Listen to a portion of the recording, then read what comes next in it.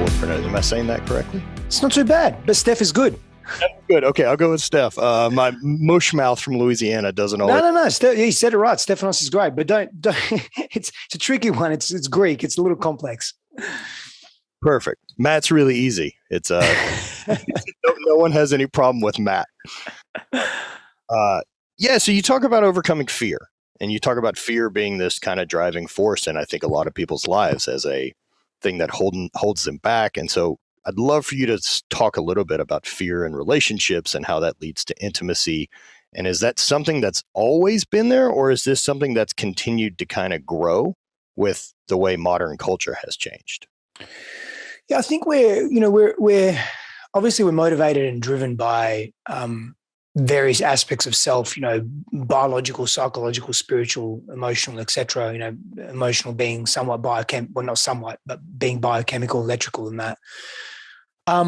We're either pulled towards something where we're inspired, and when we are inspired, there's less space for contraction. There's less space for psychological and emotional fear. There's less space for low self-worth, insecurity, feelings of inadequacy. There's less of a sympathetic nervous system response. There's less hormonal fluctuations of adrenaline and cortisol when we're inspired and pulled towards something. And when we push ourselves towards something, when we're pushed towards something, it's more forceful. There's more of a contracted state. We're more in a sympathetic nervous system response. There's fear that accompanies that, right? And so there's constantly this interchange between psychology and biology that's going on in our bodies, in our beings, right? So we're either, moved by love and we carry a spaciousness within ourselves, or we're moved by fear. So we need to do something in order not to receive the negative consequence. So if I don't go to work, I'm not going to get money, and therefore I won't eat or have the things that I want or keep up with the Joneses or get the car that I like or whatever it may be, right? Even if I don't like my job, I'm going to work. I'm going to do the things. I'm going to give my time, my resources, my energy. I'm going to feel all the feelings of frustrating because I'm driven by fear of not having. I'm driven by fear of lack, right? As an example. Yeah, not being able to provide for your family. Any other stories you've decided to? Of course. Yeah. Now, you see being pushed toward, the thing. Now, are you considering that being an internal or an external push? Can be both. Okay. And so can be both. I know for me, like the internal push rarely, or I guess at this point for me, is rarely fear driven. And it's like that push toward the unknown. I like, but that's definitely taken a long time to develop. Well, I was going to go somewhere with that. So let's go into the original question around fear and intimacy and fear in relationships and so forth. So you say the stage of life where you're at now, the season you're in, and what you've moved through, very rarely are you driven, motivated, moved by fear, correct? That's correct, right? You haven't, yeah. So with that said, what has transpired in your life for you to get to that point? Why do you think you're at that point? In the most simplest form or language you could use. I overcame a really, really dark period. Got injured as an athlete and then had a bunch of knee surgeries and lost a bit of an identity there of who I was, what I could do, those type of things, confidence in my body. And then, which turned into struggle in a relationship and a divorce and those type of things, and to now being on the backside of it after doing a lot of self-awareness work. There it is. That's it. So the difference between driven by fear or being driven or moved by love or an expansive place is that right there, doing the internal work. Now we have to unpack that. Mm-hmm. We have an opportunity to unpack what does doing the internal work mean, right? And we can do that now. We can. Yes. Yeah, we can begin to unpack what that means. But essentially, in short, it's doing the internal work. It's being aware of yourself. It's being aware of your circle. Awareness is only one part of it. Obviously, taking actions, activating internal ways of being within yourself, new practices, habits, inner child work, self-love work, somatic work, trauma release work. Utilizing somatic tools to move the tension, the trauma, the pain, the fear out of your body, because generally the inhibitions, the insecurities, the pains, the arguments, the conflicts that we experience in our adult lives, in our adult relationships, are really reflections of our childhood experiences, what we experienced growing up during our formative years, our developmental years of understanding self, understanding the world, understanding relationship, how we give and receive love, how we relate to intimacy. Is it safe? Is it unsafe? Are people safe? Is love safe? Our sexuality, all of that is formed during our developmental stages of being, from the ages of really in the womb to 12 years old, 15, 18 years old even. And we develop these ways of being, these coping strategies to deal with difficulty and fear and pain. We develop these coping strategies to deal with loss and abandonment and rejection. And what are our stories? What are our experiences? Where we violently abused by our father, by our mother, where we sexually abused by people that we trust and love. That impacts and affects how we then see the world and see others, how we enter into relationship. We want to be in relationship because we all crave to be understood and seen and loved and all those things at some level, right? We all want that attention. We all want that respect and reverence. And there's a part of us that's fucking really scared to even go there. So now we're driven by fear. All the things that we do, the nuances of our behavior, whether it's the people pleasing, whether it's the lying, whether it's the avoidance of the hard conversation, whether it's the trying to always gain the upper hand in relationship, whether it's being loud and big and obnoxious to let that person know that you're in control because you fear being out of control. All the ways you show up in relationship are effects and symptoms of what you experienced growing up. And how to remedy that, or how to get into greater mastery of yourself and be more active in your conscious mind to choose what you want to do and who you want to be, is to quote unquote do your inner work. Go on a vision quest, work with a shaman, work with a psychologist, understand your childhood traumas, explore these aspects of self, look at the patterns in your life. Spend time in nature, move and exercise your body, have a healthy constitution. Look at where you're avoiding in your life, where you're overworking, over drinking, overeating, taking too many drugs, numbing out in front of the TV, avoiding the thing that you know that you need to do, not really living a full life and living in regret and waking up every morning and doing, which basically says, I fucking hate my life. Why do you think so many people can't find a direction for that energy and are just caught? Because it's too intense to deal with.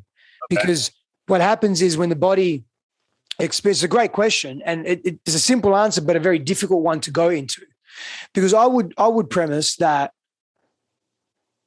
I would posit that you, in your own journey that you went through, that you've gone through, that you continue to go through, had to face some demons, correct? Sure. Yeah. There's no doubt about it. You had to face some hard times. I would also say one of many reasons, I'm sure, why you became an athlete was to protect yourself, was to prove something, maybe to your father, maybe to someone else, maybe to the world, maybe to yourself. But the discipline and the hardness that you learned in being an athlete actually prepared you indirectly for the journey of facing your demons and the shadow walking that you did, the hero's journey that you went on. Because you had an example, it's parallel. It's like, you work in the oil and gas industry and then you move into the medical industry, let's just say. There's parallels there, right? Like the skill sets that you learned there in management in oil and gas or whatever, there's a parallel and a crossover in other industries as well. It's the same. Like you deal with pain in one area of life, you can learn to deal with pain in another area of life. And so most people just, they don't know how to look at their stuff because they're such in a pattern of years of compounding, of running away from themselves. And the reason why they've done that is because it's too difficult to look at. It's too painful. When we're young and we experience cycles of abuse or patterns of insecurity or an identity of low self-worth or whatever, our bodies are very, very good at saying, I don't want to experience that, so I'm going to compensate. I'll compensate with high grades. I'll compensate with a high sex drive. I'll compensate, sexual promiscuity. I'll compensate with impressing my friends and being violent or being the big man on campus or being the kid that takes all the risks, or I'll compensate with hiding in the world. That becomes a primary pattern. Hiding in your room, not playing with the kids, not wanting to be seen, not wanting to be bullied. Now you hide in other areas of your life, including hiding from yourself. It becomes a pattern. Now, do you think that's more prevalent now with as much social media and online that we have, that people can essentially retreat into a different reality? I do. I think there's I think there's keyboard warriors out there that wouldn't do or say what they say if they're in front of a person. Of course not. But, man, I look at that, right? Like the troll culture. And so that's one of those things as someone, like, I find full accountability in a lot. And I think that's our fault, right? Because naturally, right, we always give attention to the negative comment instead of the 20 positive ones, or right. And so that one gets more light. And so we've taught people that if you want attention, if you throw this flag up instead of celebrating someone's progress or any of those type of things, if you shit on it, people will pay attention. You're more likely to get a response, positive or negative, and people don't care. People just want a response. They want to be heard in some way. People are hurting, right? Like our mutual friend George Bryan said something very interesting to me a number of years ago. And he said, it's a fucking honor and a privilege for you to be receiving those negative comments. Yep. They feel safe enough to troll you, to cry for help. How are you going to respond? What's coming up for you? And I found that very interesting. I don't forget that.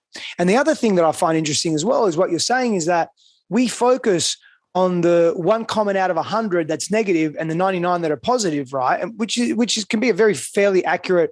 You look at some of the high profile people, let's just say they get 20,000 comments, maybe 1,000 are negative, 19,000 are positive. But I mean, I'm not saying certain people focus on the negative, but we have a propensity to do that. I think about it and I think, we're actually more interested in the shadow than we think. We avoid the shadow, but we're more interested in it than we think.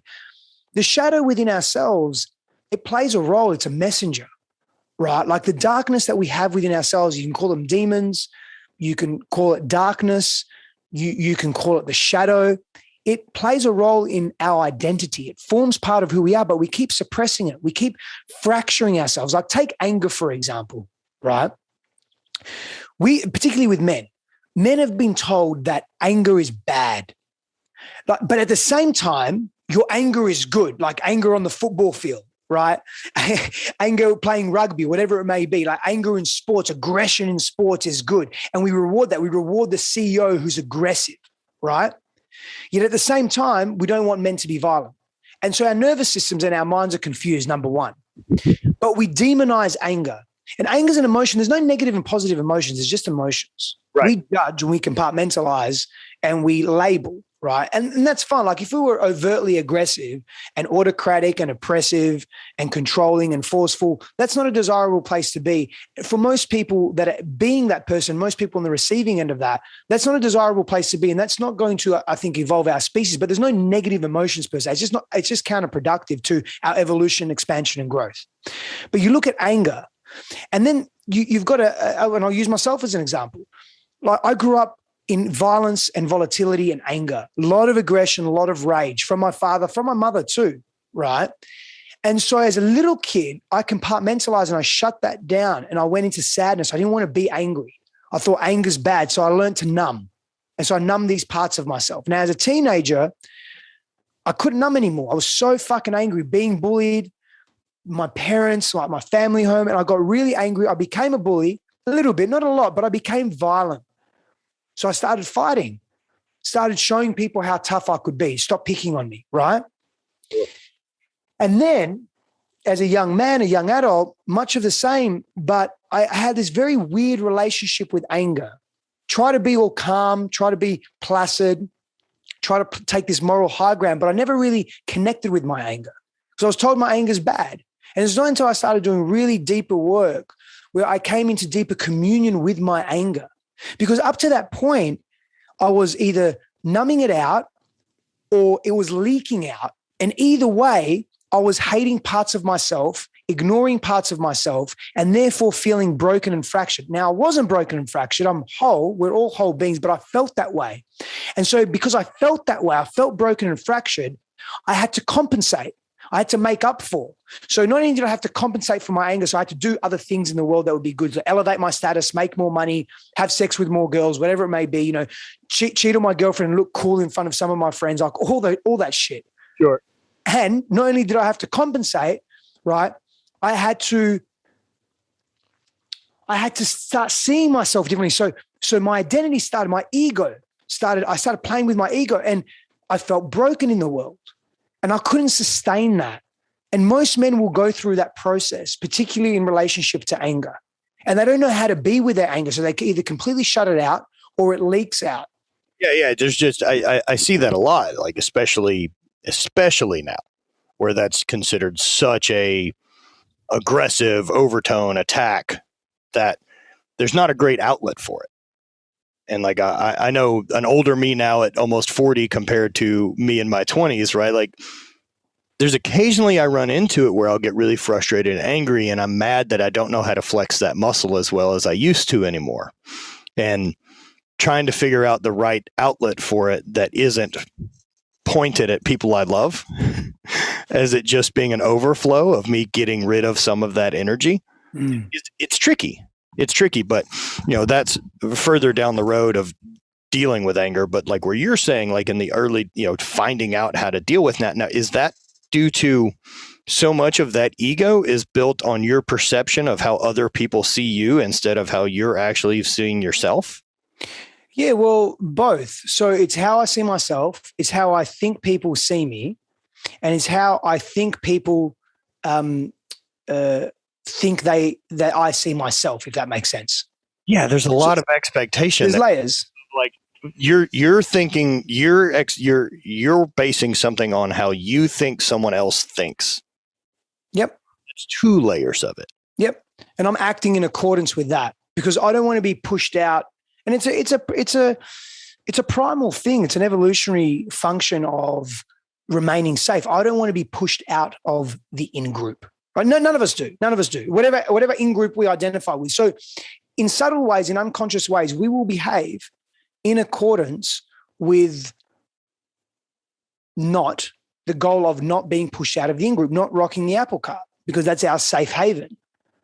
And so often what happens is we'll continue to dishonor ourselves and forge an identity that is fake almost. And what's required, and I still work through this as a man. Like I'm super self-confident. I'm super self-aware, and I have a high sense of self-worth.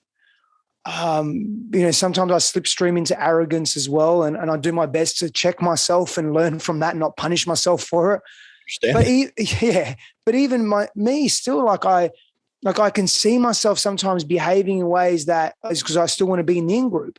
And I'm also one of those people that just does my own thing too. Like, this is what I'm going to do because and not in a selfish, self-absorbed way, but just honoring, being truthful to myself. But I get caught in that dance as well. Sometimes we all do. We're all susceptible to it. And that's part of the journey. That's part of the opening up our hearts to who we truly are and really making choices that are in alignment with our truth, not someone else's, which can be difficult. That's for sure. That's for sure. It is like that figuring out your own truth and then trying to stick with that without, adding in expectations that you've put falsely on from other people around you or this idea. I know for me, it took a long time to realize that, that insecurity that you get about going in somewhere and wondering what everyone's going to think of you and this and that. Yeah. At some point you realize everyone feels the exact same way I'm feeling and they're about what everyone else in the room is thinking. And so at some point, fuck it, that's a complete false sense of whatever it is because no one gives a shit. Do your thing.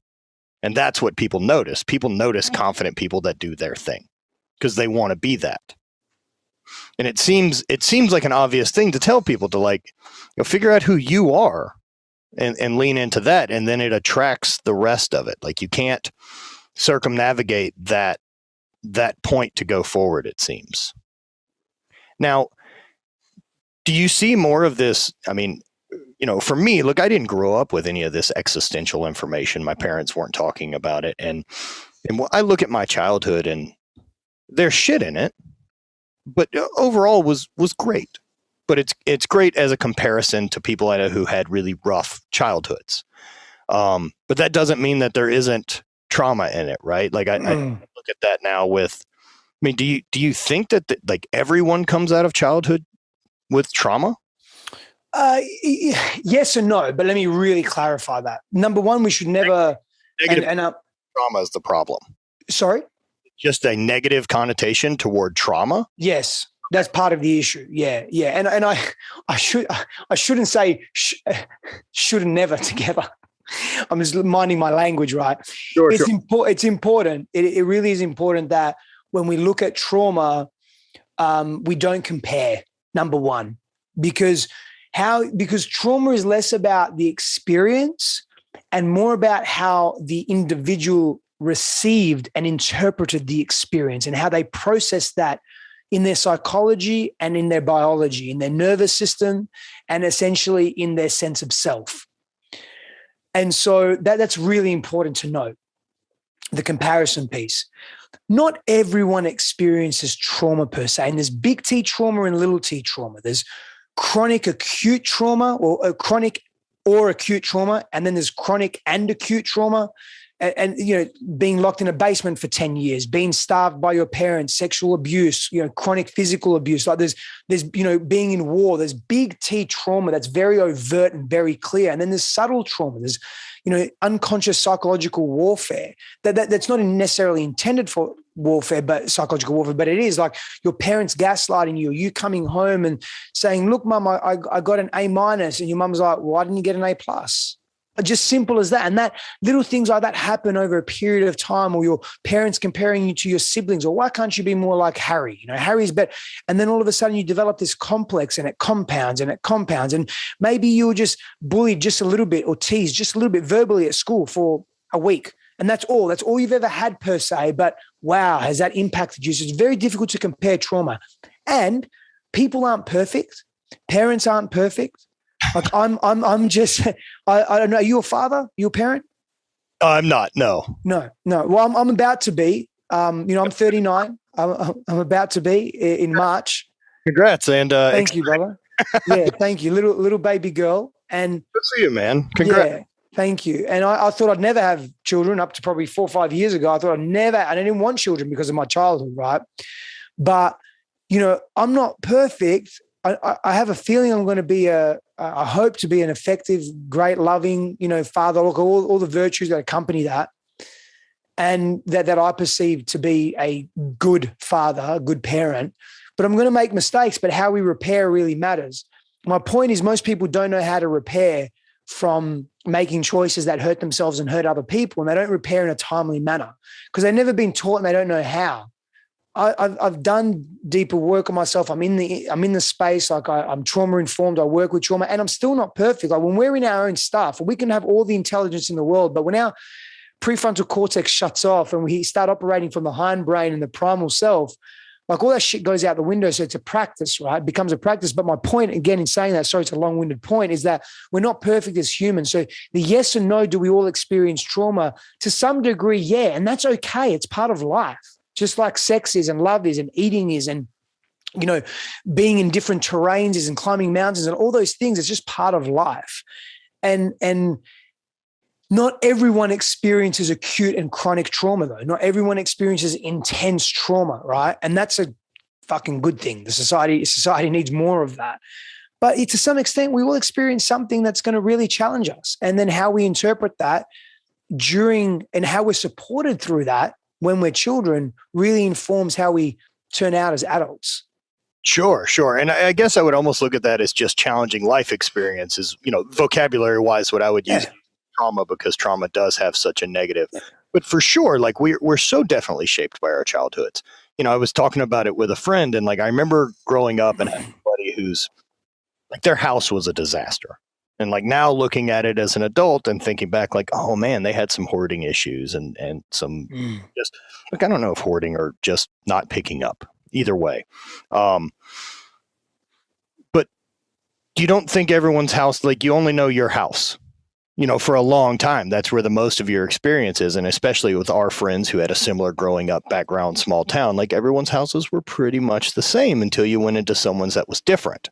And now, does he notice how different every other house is compared to his growing up that way? Or like at what point, I guess what I'm getting to is you don't notice how different your thing is compared to other people's. And so if you're trying to compare and be like, oh, our house wasn't as dirty as theirs, that doesn't make your house not dirty.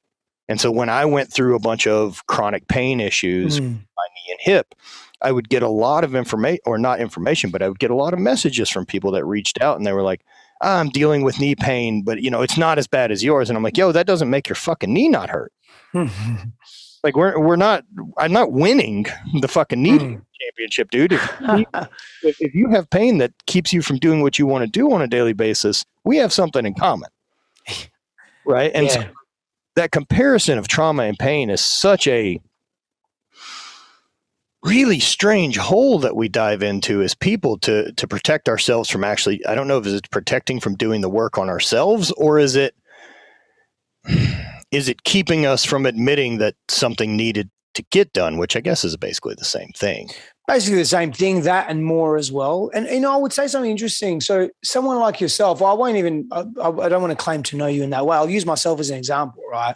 I'm a very active person. And a lot of my identity is wrapped up in my physical performance. It has been for a very long time, right? Like that, the relationship to that has changed over the years immensely and in a far healthier way. But man, if I'm not fucking moving my body, if I'm not slinging heavy kettlebells, if I'm not doing high volume pull-ups, if I'm not challenging myself, doing quite funky things, like I not that I feel less than, I just don't feel as accomplished, right, as an individual. Again, my relationship to that has changed dramatically. So if, let's just say, I had a chronic injury, and trust me, I've had many of them over the years because I've been pushing my body. I've been exploring my edges physically and mentally and spiritually and emotionally. But let's say I had a chronic injury, right? And let's just say it was a knee, and it really quote unquote stopped me from doing a lot. Right. There's a lot that I could do, but let's not put a positive spin on it. Just look at it for what it is. I would say someone like me, and I'm going to make an assumption, someone like yourself is going to have far more challenges in dealing with that mentally, right? Not to say we can't move through it and we won't use it as a lever and pull that lever to our advantage, but I'm going to struggle a lot more with that than someone that is inactive, doesn't care to exercise and all those things. That's why you can't compare. Now, another thing, maybe just trying to think something, I don't know, call it a childhood thing that comes up for me because I've done so much of that. I can be more stable in my nervous system, more regulated, more astute because I've done so much of the core work around it. Someone else that comes up with, is facing a very similar thing, like, dad just not being around because he was physically absent, working so much or whatever, could be deeply traumatic as they're not reliving that, but moving through it in a way like, sifting through it and actually clearing out the clutter. So we can't compare the trauma. It's so important to not do that. But to go into what you're saying earlier, yes, we avoid because it's difficult. We avoid because it's unknown largely. Like that unknown component, man, we very quickly forget. Like we didn't know how to walk. Okay, we did in our genetic template, it was there, but we had to learn. It was unknown. We didn't know how to speak, but we learned. We didn't know how to do maths, but we learned. We didn't know how to eat, but we learned. But there was a lot of unknown. And we forget that. And we forget how actually, as humans, how really good we are, how proficient we can be with the unknown. But it's just so scary for us. And part of that, not all of it, but to touch on a point you made earlier about society today, it's a world of convenience that we live in that also influences our inability to be more comfortable with the unknown because we thrive in convenience. But it's an interesting one, for myself, building a world that the inconveniences are ones that I'm kind of picking as much as possible to I guess, manage those frustrations as they pop up. As you build a world that has less and less of them. Back to the stuff that you're talking about within sex and relationships and working with that as couples. I find all of that super, super fascinating. Is it hasn't been an issue that I've run into, but learning more and more about other people that is something and that they don't realize this openness or what true sexual chemistry with their partner is and what true intimacy feels like. How do you, I guess, start rectifying that with people? And how do you get them to even admit there's something that needs to be addressed? Yeah, I often won't. Well, how would I want to answer that question directly? The second question is, if I am working with someone or a couple and they're coming to me for whatever reason, or I'm just having a conversation with people that are open to feedback and they've requested it in some way, shape, or form. It's really just asking quality questions of where they are in their lives and helping them see the forest through the trees, helping them see the patterns that are playing out on repeat that they're actually not aligned with. They don't align with the version of self they consciously want to be. And so you just help people see those patterns. And once they see them, it becomes a little more tangible and accessible for them. And then when it becomes tangible and accessible, then you can start an application of new habits, new tools, new ways of thinking, new embodiment practices. Then you can start to relate differently. Then we can get clearer on, okay, what are your needs? What are your wants? What are your requests? Where do you see your relationship going on? If you could get really real, I create ultimately the first thing to do is create a safe space. Because if the nervous system isn't safe, people, again, they're going to be in retracted fear, physiologically and emotionally. So they're not going to want to explore hey, what do you really want in your relationship?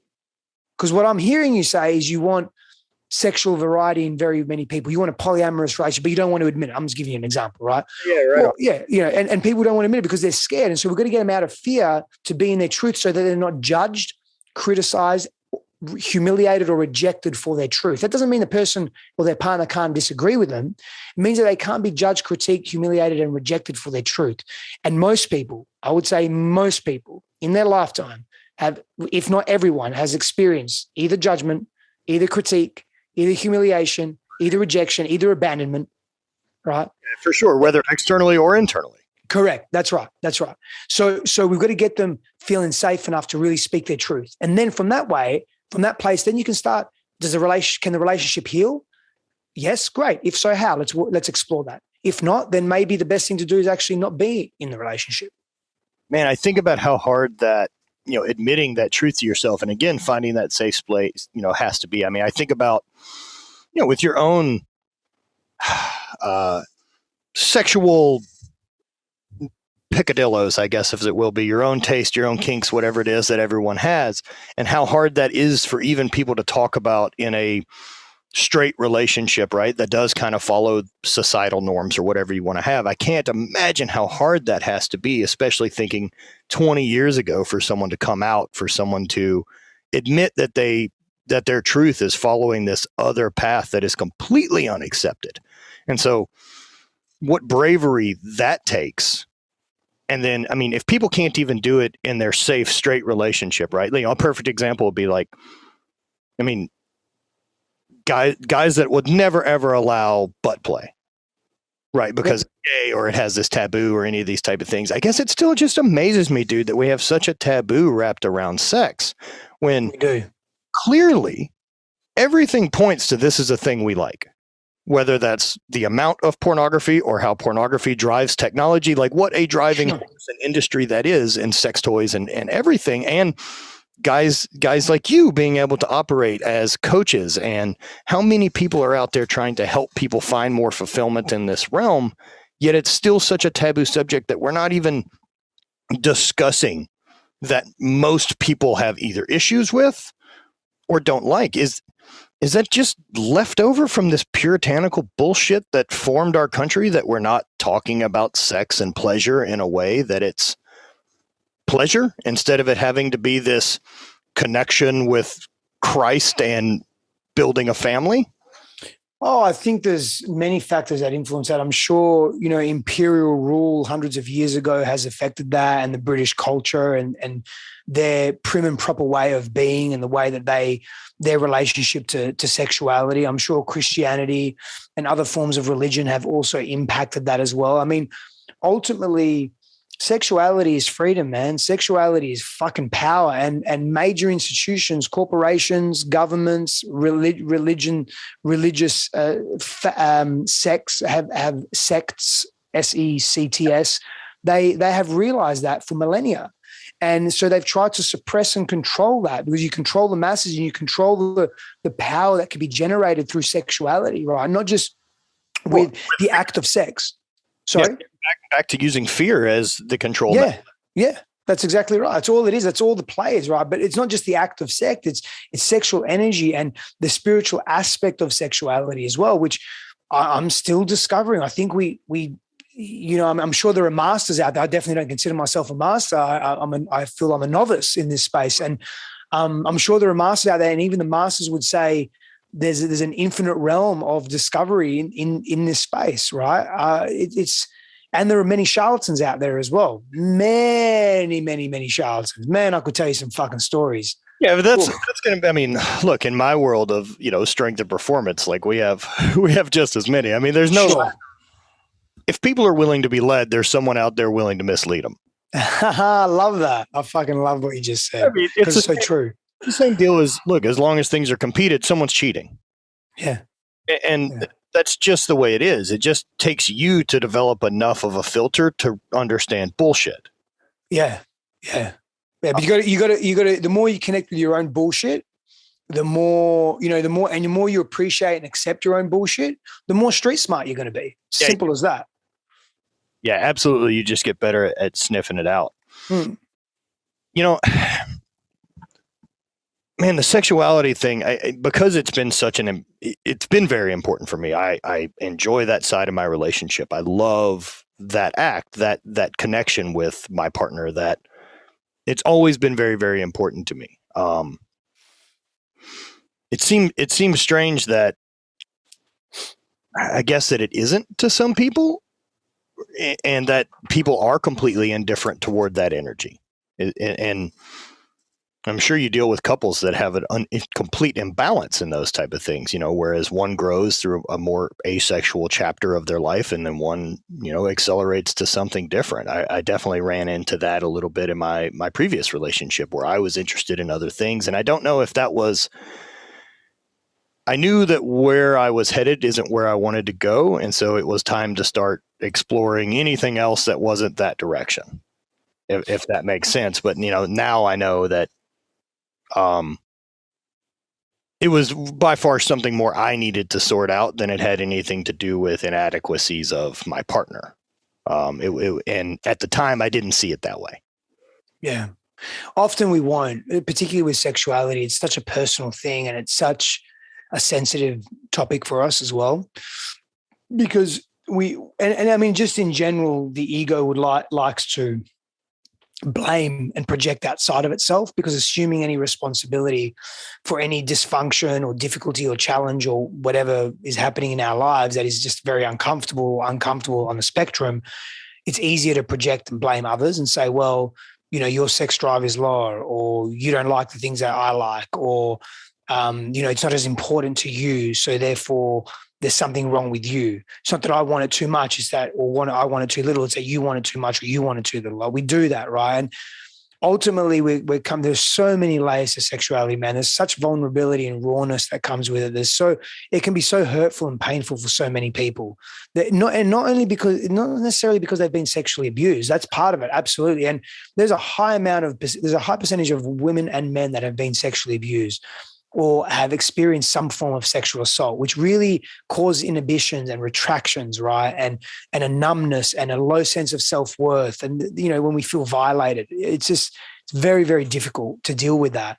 And so people spend years either suppressing that or avoiding it, or again, compensating for it. And it shows up in their sexuality. When you first get together with someone, there's such novelty, right? There's a hormonal flush that's moving through the body. It's called the Limerence Phase, or the honeymoon period. And we have literally we have blinders on. Like we always see is the good, and it's all about how amazing that person is. And the reality is that's not how it is, right? And so when that calms down and our physiology starts to change, anywhere generally from 6 to 18 months, but it can go longer than that as well, we then start to get a more whole perspective of the person. So our relationship to sex and sexuality changes, not for everyone, but for some, often one partner, not the other, or often both partners.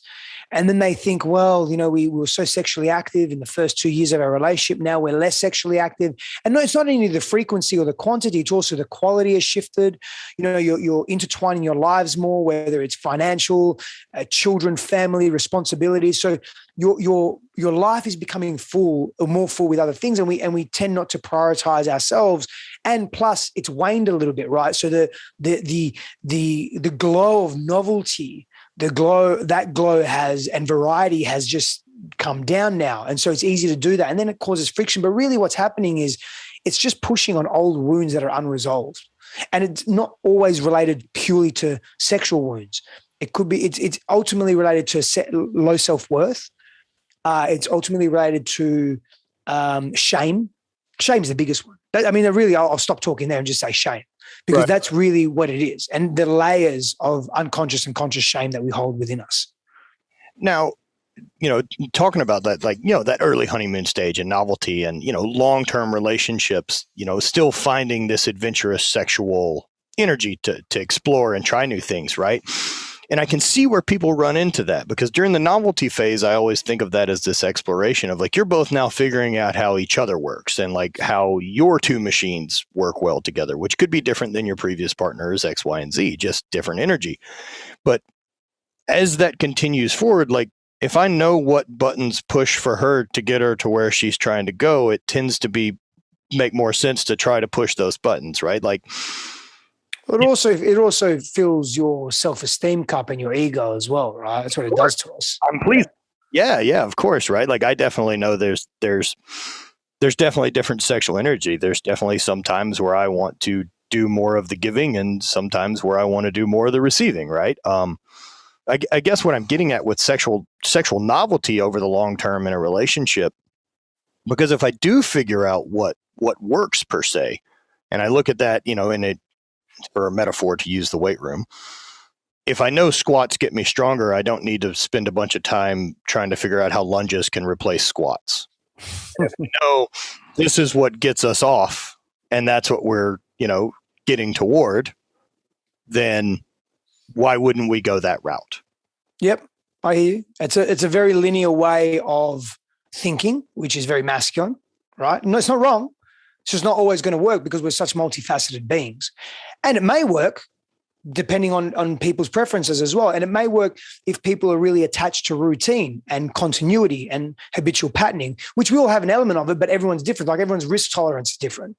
You see those guys sometimes. I don't see many women. It's mainly men, again, because of our testosterone largely and other societal factors. But you'll see these guys walking on fucking thin rails, 50 stories up, and then they go, oh, we fall. And then they grab one, they've got one hand and they're hanging, and they've got this camera here. And then, like, your stomach sinks. And I'm like, I like to take risks. Like, I've jumped out of a plane and shit before with a parachute, but fuck that. Like, that's, everyone's risk tolerance is different. It's just like everyone's,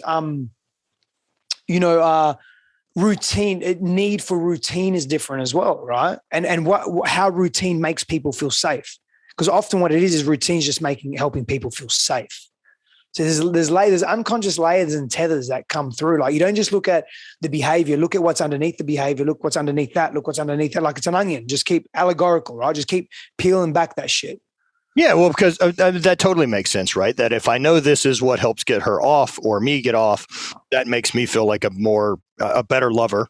Yeah, more of a man, better, more self-worth, all the things, right? And then look at where the pattern of satisfying others or pleasing others, where that's shown up in your life, where that originated in your life, what the inception of that is in your life, how that's become a pattern for you, and how you discovered that, oh, I can do that really well sexually through sexuality, or I can do that really well through athletics, or I can do really well through friendships, or whatever it is. But what's at the core of that? That's not to say you're going to stop satisfying people or stop helping people feel good or wanting people to feel good. It's just that the come from is going to be a little different. The energetic's going to be different.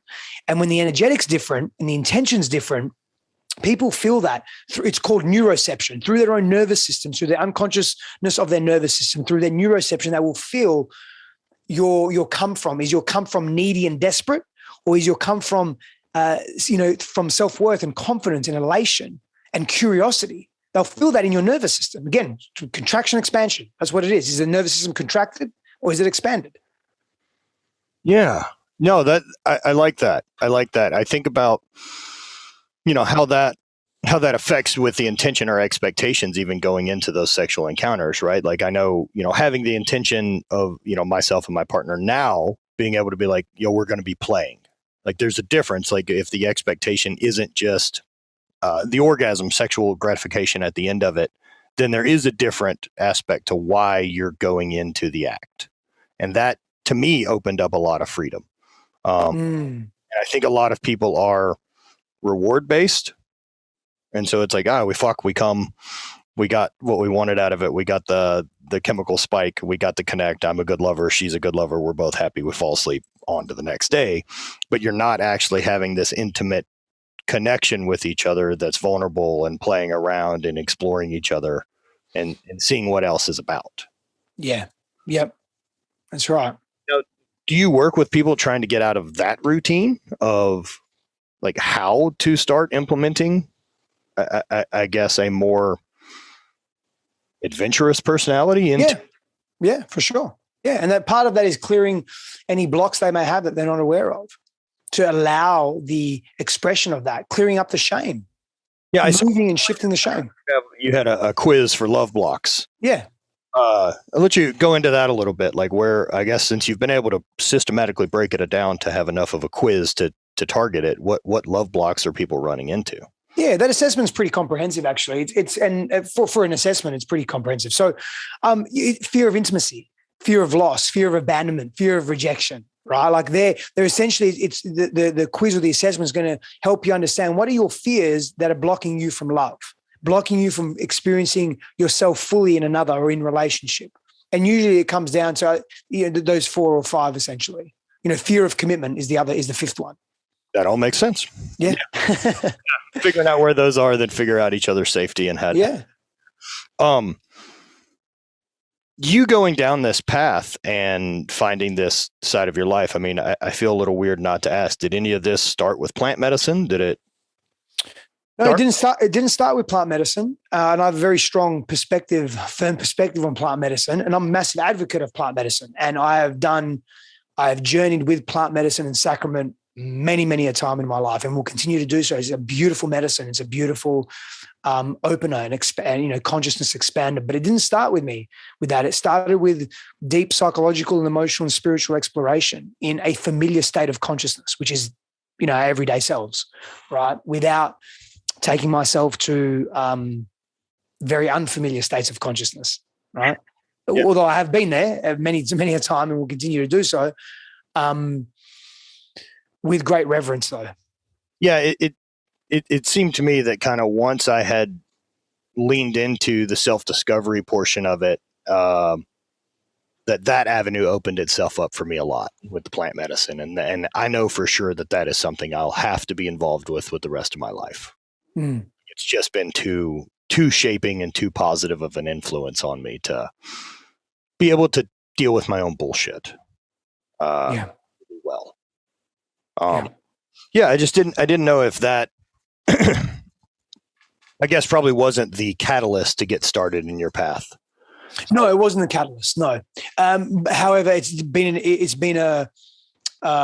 has been a catalyst, but it wasn't the catalyst, if that makes sense. Right. I started plant medicine quite late. Okay. Yeah, I guess. Yeah, I did. I guess probably around like 30, 33, 34, somewhere around there. Yeah, I was a little younger than that. I was early 30s. Yeah, like maybe 31, something like that. I'm 39 now. So yeah, I would say that quote unquote relatively late, like compared to. It found me at a perfect time in my life. Yeah, it will. I don't know how you feel about hearing other stories from people, but when people talk to me about like they got into mushrooms or LSD in middle school or high school, I'm like, what the fuck are you even talking about? I know. Yeah, kids in my school. I mean, kids were having sex when I was 11 years old, man, in my school. It was out of control. For me, it felt that way anyway. And then, kids were doing hard drugs and, 13, 14 years old. And I was like, whoa. And I never touched any of that. Marijuana, sure, but never any of those hard drugs. No, and I grew up small town Louisiana in the South. And so we didn't run into a ton of, there was pot every once in a while, which I don't think I saw till college. I'm going to be honest. But they were drinking and fucking, which seems to be pretty consistent for high school kids around the planet. I'm not sure how to end that one. I don't think we will. But I just find it fascinating. Then you also talk about like looking into other comforts, whether that's porn addiction or food or any of these other type of things to kind of mask over this insecurity. Is that just going back towards something that you feel you're in control of? It's a need and a seek it's a seeking to either control, right? Control ourselves not feeling the feeling that we think's really big, or putting ourselves in an alternate reality. It's all about control, placing ourselves in an alternate reality where we don't have to face who we truly are, because we don't know who we truly are. We don't want to know. We're scared of knowing. We don't like who we are. We're scared of uncovering what's there. We can feel the trauma in our nervous systems, but we can't identify it. We don't even want to go and explore it. Now, how do you define, I guess, the difference between healthy relationship with food, porn, sex to the addiction side? Oh man, that's tough. So, one of the ways that we look at it is as, is it a reliance? Am I emotionally eating? Eating's a tough one for me personally. I love my food, and I can also use food as a crux to feel better about myself, right? Like emotionally. So it can be really tough. But if we have an over-reliance or a reliance to feel a particular way, and that thing, that object, that experience gives us that, and we can't regulate that ourselves, we're moving towards a compulsion or quote unquote addiction. We're trying to fill a void within ourselves, right? Like if we're doing something to, and there's always going to be elements of that, like it's an exploration. But if the majority of that come from is, I need to fill this void, or I need to avoid something, or I'm not feeling good enough, so I'm going to take this thing or do this thing that helps me feel better, and I'm not going to deal with the source of that thing, that's a compulsion, that's an addiction, that's a over-reliance. So there's a subtlety there, but we have to take responsibility for how we see ourselves in that. That makes sense. Dude, I can't thank you enough for your time. I come down to Allstone on a regular basis. I've been worked with on it for the last 4 or 5 years as one of their athletes. And so I'd love to hook up sometime, man. And man, that's awesome. Do you know Andrew Craig? I don't know that I do. Who's Andrew? Okay, I thought, Andrew's one of their. Well, Andrew's a ex-UFC fighter there, but he does a lot of he holds a lot of relationships with some of the athletes there. But I do Paul and some other guys on their end, and then I've known Aubrey and Kyle now for of course, in that world anyway. Yeah, man. Whenever you're here, let me know. Well, I was just at 10th Planet this morning training, and I was out on it last night, and but I've got my own gym in my garage as well, so you're more than welcome to come and hit it out. Same here in St. Louis, gym, studio, all the same. Awesome. So, brother, I appreciate your time. And where can everyone find all your stuff if they're interested? Yeah, thank you, man. So you can jump on my website, stefanossifandos.com, or coachwithsteph.com, and Instagram, social media at Stefanos Sifandos. Yeah, dude, we'll put links to everything. And again, thanks for your time, brother. And I will see you soon. I'm sure next time I'm down that way. Yes, sir. Appreciate you. Thank you guys for listening, and we will talk to you next week.